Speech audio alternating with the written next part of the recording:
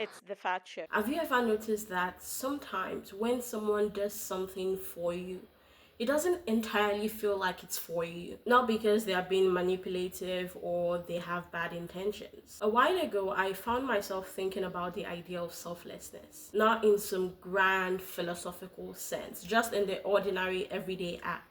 Giving someone a gift, doing someone a favor, being there for someone when they need you. The kinds of things we point to and say that was a selfless thing to do. I started to wonder whether selflessness is as straightforward as we make it seem. Because whenever we talk about these acts, we usually imagine something simple. One person gives, another receives. One person sacrifices, the other benefits. But the more I looked at it, it started to feel less like a one-way transaction and more like an exchange. And I start to wonder how selfless are our so-called selfless acts.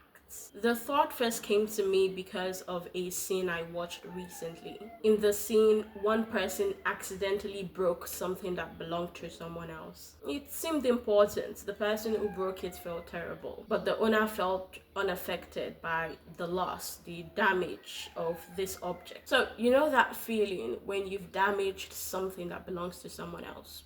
The guilt, the immediate need to make things right. So they decided to gift the person a new one. They had to put together money they didn't really have. All because they wanted to make up for what they had done. Eventually, they bought a new one, gave it to the owner. The owner accepted it, appreciated it, and on the surface, it feels like the story ended there. But there was one detail that changed the way I looked at the entire situation. The owner did not actually need the replacement. As it turned out, they already had plenty of the same item. If they had known the other person was struggling to replace it, they probably would have told them not to worry about it. But the gift had already been bought and presented, so what were they supposed to do? Reject it? Tell the person that spent their money for nothing that their sacrifice wasn't necessary? Most people wouldn't. Most of us would smile, say thank you, and accept the gift. And that's the moment that caught my attention. The gift was given to the receiver. But was the gift really for the receiver? Because really, the gift may have solved a problem the giver was having more than the receiver was. This challenges the assumption that selflessness implies that the act benefits someone else and costs something to the giver, that the giver benefits nothing from it. On the contrary, sometimes the giver, by giving the gift, by doing the act, they feel less guilty, like in this situation, or they get to see themselves as the kind of person who helps. Sometimes it's connection. The act brings them closer to someone else, the other person. Sometimes it's meaning. There's a certain satisfaction that comes from knowing that your act had an impact in someone else's life. And sometimes it's as simple as feeling good because helping another person genuinely feels rewarding. The thing is, we tend to focus on the visible actions, the gift that was given, the favor that was done, the time that was spent. But beneath the visible action are all these invisible exchange taking place. Attention, trust, connection, meaning, belonging, gratitude, the things that don't show up on paper but still matter. There's another assumption worth questioning. We've spent a lot of time talking about what the giver gets from this exchange, but we rarely talk about what the receiver contributes. Think about how often you accept gifts you don't actually need or even like. You don't tell the giver that.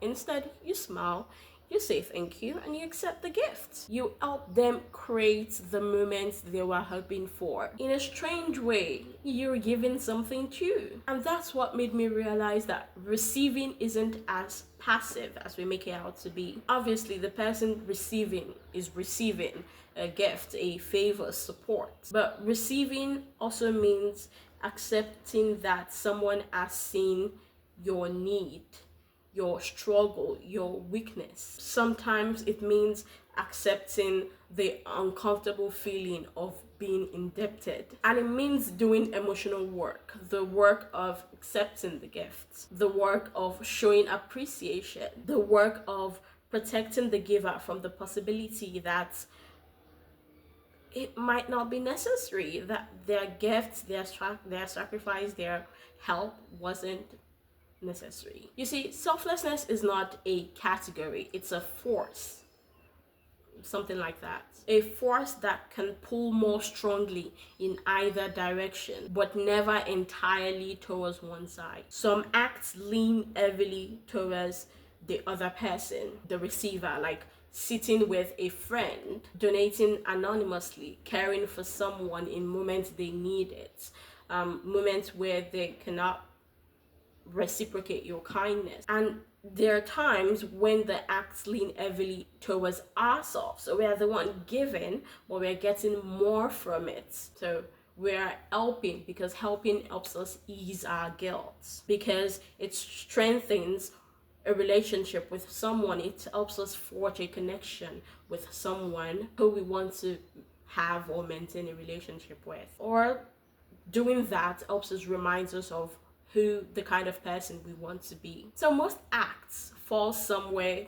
in between. It shifts depending on the person, depending on the intention, depending on the relationship, depending on what each person is dealing with at that point in time. And once you start looking at it this way, it becomes harder to label something purely as selfish or selfless, because those categories start to feel too rigid for something that's actually constantly moving.